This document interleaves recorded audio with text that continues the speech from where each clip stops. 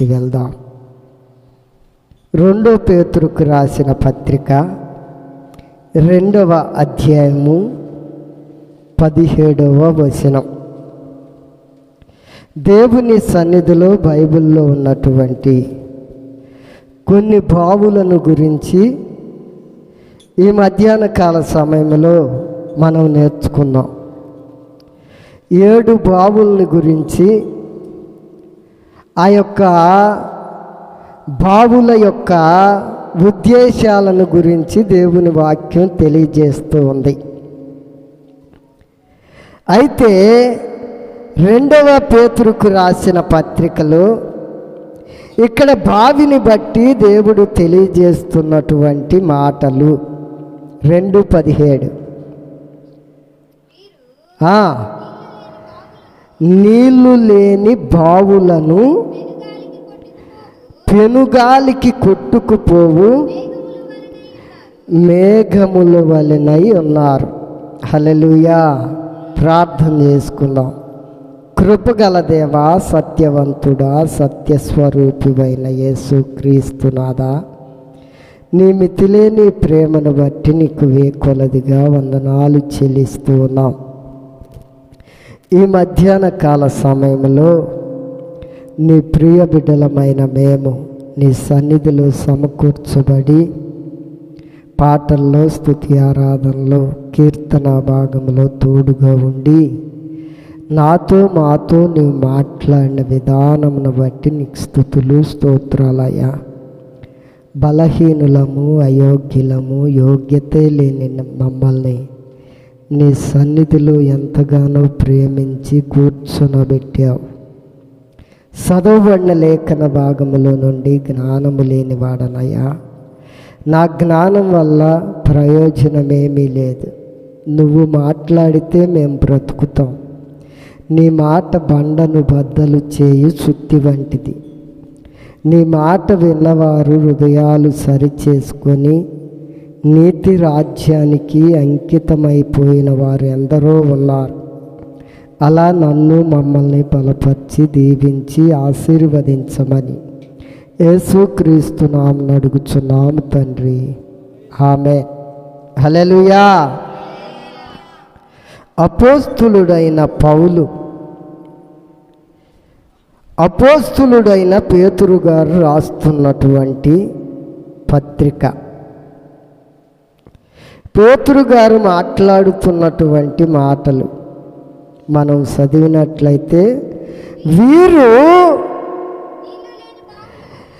నీరు లేని బావులను పెనుగాలికి కొట్టుకుపోవు మేఘములునై ఉన్నారు. హల్లెలూయా. బావులు అంటే బావిని ఎందుకు తవ్వుతారు? బావిలో నీటి కోసం. ఆ నీరు ఎందుకు కావాలి? ఒక పొలాన్ని పండించడానికో, ఒక కుటుంబంలో ఆ నీటి వల్ల బ్రతకడానికో ఆ బావులను త్రవ్వేస్తారు. హల్లెలూయా. ఈ బావులను తవ్వించినప్పుడు నీరు రాకపోతే ఆ నీళ్లు లేని బావులు ఎందుకైనా పనికొస్తాయా? హల్లెలూయా.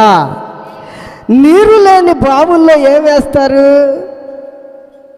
పనికిరాని చెత్త చెదారం తీసుకెళ్ళి, ఇంక ఇది ఎట్టా పనికిరాదు ఈ బావి అని చెత్త చెదారం వేస్తారు. కానీ దేవుని సముఖములో, దేవుని సన్నిధిలో అపోస్తులుడైన పేతురు గారు రాస్తున్నటువంటి మాటలను మనం పరిశీలన చేస్తే, వారు నీరు లేని బావుల వలె మేఘములునై ఉన్నారంట. హల్లెలూయా. నీరు అనగా ఏమిటి? వీరిని నీరు లేని బావులు అన్నాడు. అసలు నీరంటే ఏమిటి? ఒక వ్యక్తిని గూర్చి దేవుని వాక్యము బోధిస్తూ ఉన్నటువంటి మాటలు మనం పరిశీలన చేస్తే, నీరు అనగా దేవుని వాక్యానికి సాదృశ్యం. నీరు అనగా కన్నీటికి సాదృశ్యం. నీరు అనగా కన్నీటి ప్రార్థనకి సాదృశ్యం. నీరు అనగా పరిశుద్ధాత్మకు సాదృశ్యం.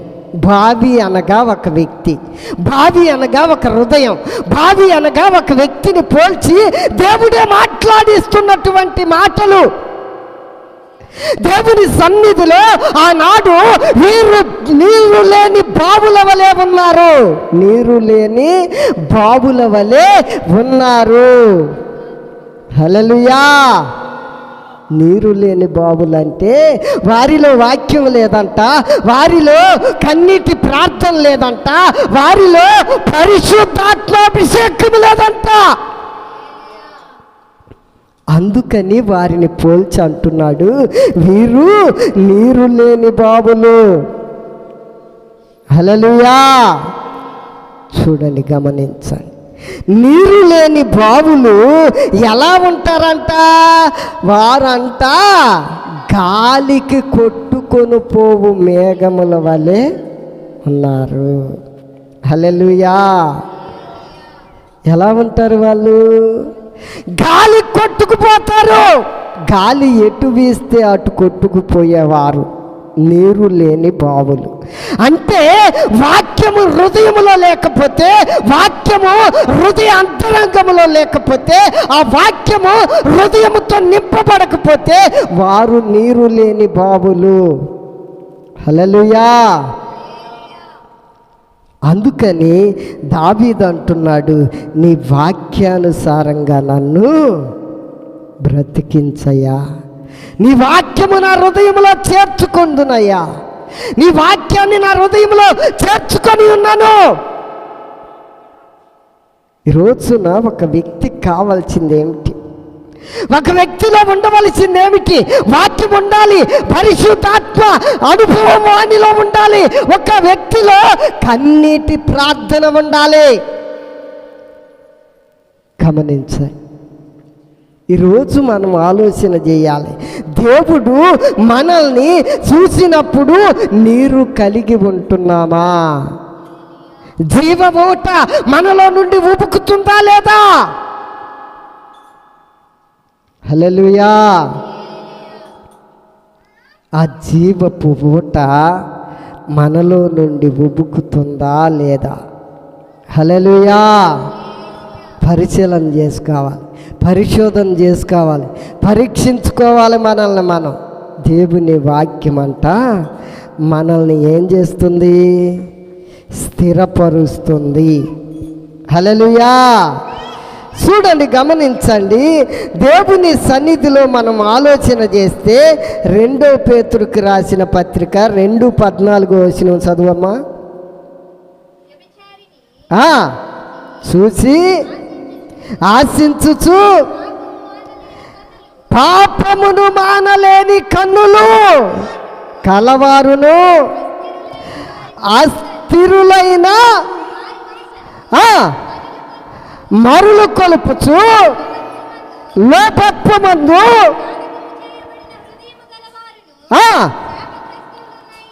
హల్లెలూయా. ఇది ఎవరమ్మా? వీళ్ళు ఎలాంటి కన్నులు కలవారు? వ్యభిచార సంబంధమైన వ్యభిచారమును మానలేని కన్నులు కలవారంట. హల్లెలూయా. ఎలాంటి వారు వీరంటే పాపమును చూసి మానలేని కన్నులంట. పాప సంబంధమైన ఆలోచన తనలోనికి వచ్చేస్తుందంట. అంటే అస్థిరులు, స్థిరము లేనివారు, హృదయము స్థిరముగా ఉండని వారు. స్థిరత్వము హృదయములో లేకపోతే అస్థిరత్వము వస్తుంది. కన్నులతో చూసిందల్లా చెయ్యాలనే మనసు వారిలో ఉంటుంది. హల్లెలూయా. ఎవరి గురించి మాట్లాడుతున్నాడు? వాక్యము లేని వారిని, హృదయంలో ప్రార్థన లేని వారిని, పరిశుద్ధాత్మనే అభిషేకము లేని వారి గురించి దేవుడే మాట్లాడుతున్నాడు. వీరు నీరు లేని వారు. నీరుంటే కదల్చబడరు, వాక్యం ఉంటే కదల్చబడరు. కన్నీటి ప్రార్థన ఉంటే ఆ ప్రార్థన నిన్ను కదలనివ్వదు. ఆ ప్రార్థనలో శక్తి ఉంటే ఆ ప్రార్థన నిన్ను కదిలించదు. పరిశుద్ధాత్మ అభిషేకం నీలో ఉంటే నిన్ను తొట్టిల్లనియదు. హల్లెలూయా. గమనించండి, దేవుడు కరుణించి ఉపవాసాల వరకు మనల్ని కాపాడితే ఉపవాసాల్లో పరిశుద్ధాత్మను గురించి, పరిశుద్ధాత్ముడు ఏం చేస్తాడు, పరిశుద్ధాత్మ ఉండుట వలన ఒక వ్యక్తికి ఎంత ప్రయోజనమో మనం నేర్చుకుందాం. హల్లెలూయా. పరిశుద్ధాత్మ కావాలా అసలు వద్దా? పరిశుద్ధాత్మ ఉంటే ఎట్టుంటాడు, లేకపోతే ఎలా ఉంటాడు అనే దాని మీద మనం కొన్ని పాఠాలు నేర్చుకునేవారిగా ఉన్నాం. హల్లెలూయా. హల్లెలూయా. గమనించండి దేవుని వాక్యాన్ని. దేవుడు అంటున్నాడు, వీరు నీరు లేని బావులు, మానలేని కన్నులు అంట, పాపాన్ని మానలేని కన్నులు. అందుకే దావీదు అంటాడు, అయ్యా వ్యర్థమైనది చూడకుండా నా కన్నులు త్రిప్పివేయ్యా. చూసారా, పాపాన్ని మానలేక దేవునికి అప్పగిస్తున్నాడు. ఇంక నా కన్నులతో నేను పాపము చేయకూడదని నిబంధన చేసుకున్నాడు. నా కన్ను చెడిందైతే కంటిని పీకేసుకొని నరకానికి వెళ్ళాలి, ఈ కన్నులు మంచివి కాదనుకొని జాగ్రత్త పరుచుకున్నాడు కంటిని. హల్లెలూయా. వ్యర్థమైనవి చూడాలని కంటికి ఎంతో ఆశ ఉంటుంది, అవునా కదా? అవి రాకుండా ఉండాలంటే ఏం చేయాలి? వాక్యం హృదయంలో నింపబడాలి. వాక్యం అనే నీరు బావిలో ఉండాలి. వాక్యం అనే నీరు ఉంటే, వాక్యం అనే నీరుతో ఆ బావి నింపబడితే ఏ లోటు ఉండదు ఆ బావికి. నీరు లేని మేఘం కండి కదిలేదే, నీరున్న మేఘం కదిలితా? నీరుంటే కదల్చబడదు, నీరు లేని మేఘం కనుక కదల్చబడుతున్నది. అందుకని జాగ్రత్త. పాప విషయంలో మానలేని కన్నులు, పాప విషయంలో జాగ్రత్త. నీ కన్నులు జాగ్రత్త, నీ ఆలోచన జాగ్రత్త, నీ పద్ధతి జాగ్రత్త. స్థిరునిగా ఉంటావా అస్థిరునిగా ఉంటావా అని దేవుని వాక్యం బోధిస్తూ ఉంది. హల్లెలూయా. అందుకే భక్తుడు, నీలాంటి కన్నులు నీలాంటి చెవులు నాకిమ్మయ్యా. హల్లెలూయా. ఈరోజును గమనించండి, దేవుని సన్నిధిలో ఇంకా చదువమ్మా 2:14.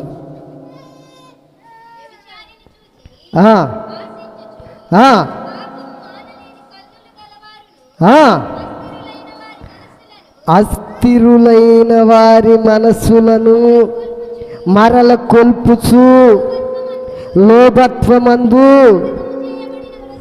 సాధకం చేయబడతారంట. హల్లెలూయా. స్థిరత్వం లేని వారు ఎలా దారిపోతారో తెలుసా? లోభత్వానికి దారి తీస్తారు. హల్లెలూయా. లోభత్వానికి దారి తీసి వారు స్థిరులవరు, అస్థిరులుగానే మారిపోతారు. ఇది ఏ బావి ఏమ్మా? ఏ బావి? నీరు లేని బావి. ఇంకొక బావిని గురించి నేను జ్ఞాపకం చేసి నా వాక్యాన్ని ముగిస్తాను. ఆదికాండము 26వ అధ్యాయము 14వ వచనం.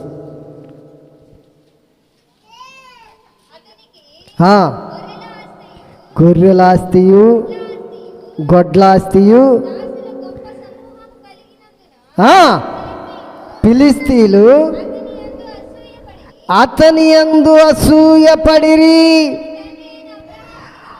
అతని తండ్రి అయిన అబ్రహాము దినములలో అతని తండ్రి దాసులు త్రవ్విన బావులన్నిటినీ, హల్లెలూయా, ఫిలిష్తీయులు ఏం చేశారంట? మన్ను పోసి పూడ్చివేశారు. ఇక్కడేంటి? మన్ను పోసి పూడ్చివేయటం. బావి చక్కగా ఉంది, ఆ బావిని ఏం చేస్తున్నారు? మన్ను పోసి పూడ్చుకుంటున్నారు. మన్ను పోసి పూడ్చుకోవటం అంటే దేవుని సన్నిధిలో మనం జ్ఞాపకం చేసుకోవాలి. ఇక్కడ ఏమని తెలియజేస్తూ ఉంది? వారు ఆయన మీద అసూయపడి. హల్లెలూయా. గమనించండి, ఫిలిష్తీయులకి ఏముంది? అసూయ ఉందట. అసూయ వల్ల బావి ఏమైపోతుంది? పూడ్చివేయబడుతుంది. అసూయ వల్ల మట్టితో వారు తమ బావులు వారే పూడ్చివేసుకుంటున్నారు. హల్లెలూయా. దేవుని సన్నిధిలో సముఖమందు ఎంత ప్రార్థన చేసినా, ఎంత వాక్యము చదివినా, ఎన్ని వాక్యాలు చెప్పినా, ఎన్ని వాక్యాలు విన్నా, ఎదుట వ్యక్తి మీద ఉండే అసూయ వల్ల బాయి పూడ్చబడుతుంది. హల్లెలూయా. ఎప్పుడైతే అసూయపడి అతని మీద వీరు బావులను పూడ్పించారో వారు ఏమన్నా దీవించబడ్డారా? హల్లెలూయా. అసూయపడి మట్టి పోసి బావులను పూడ్చారు. ఈ రోజున నిన్ను నీవు పరిశీలన చేసుకో. ఈ అసూయ అనేది ఎంత దారి తీస్తుంది, ఎంత దారి తీస్తుంది. ఒక వ్యక్తిని అసూయ ఏం చేస్తుందంటే, ఏం చేస్తుందమ్మా? మన్ను పోసి పూడ్చివేస్తుంది, ఆశీర్వాదం రాకుండా చేస్తుంది. అసూయ అన్న మత్సరత అన్న ఒకటే. మత్సరము ఎముకలకు కుళ్ళు పట్టిస్తుంది.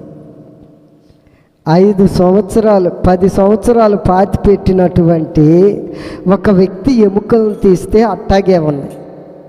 కానీ ఒక మనుషుల్లో ఉన్న మత్సరత అంట ఎముకలకు కుళ్ళు పట్టిస్తుందంట.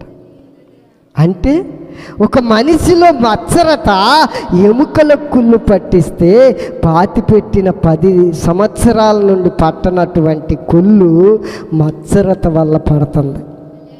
హల్లెలూయా. హల్లెలూయా. అంటే దేవుని సన్నిధిలో మనం జ్ఞాపకం చేసుకోవాలి. మత్సరత ఉంటే ఎముకల కుళ్ళు, అసూయ ఉంటే బావి పూడ్చివేయబడుతుంది. అందుకని మనం ఏం చేయాలంటే దేవునికి లోబడే వారిగా ఉండాలి. హల్లెలూయా. హల్లెలూయా.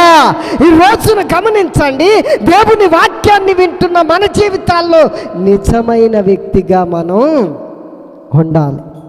హల్లెలూయా. ఎలా ఉండాలి? నిజమైన వ్యక్తిగా, అంటే జీవమున్న బావిగా, అంటే మత్సరత లేని బావిగా, అంటే అసూయ లేని బావులుగా, దేవునికి లోబడే వారిగా దేవుని సన్నిధిలో మనం ఉండాలి.